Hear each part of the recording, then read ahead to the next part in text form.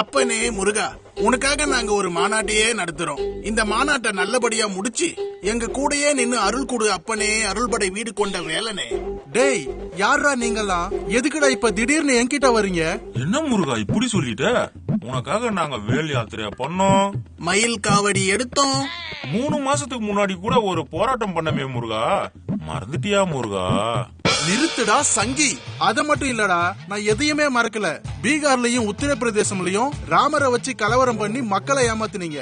அதுவும் உத்தரப்பிரதேசம் MP எலெக்ஷன்ல தோத்து உடனே ராமரைய கழட்டி விட்டு ஜெய் ஜெகநாத்னு கோஷம் போட்டீங்களேடா, எப்படா மறக்க முடியும்? ஆஹா, முருகன் அலர்ட் ஆகுறாரே.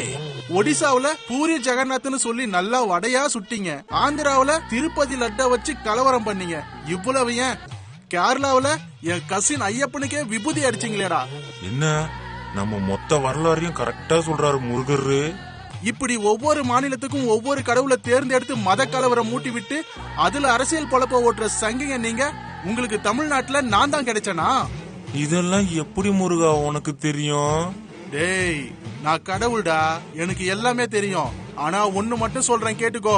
வட மாநிலம் மாதிரி என் தமிழ் மக்கள் கிட்ட மத அரசியலும் பண்ண முடியாது, இந்து முஸ்லிம்னு கலவரமும் பண்ண முடியாது. உங்க தாமரை அதுல கூட மலராது.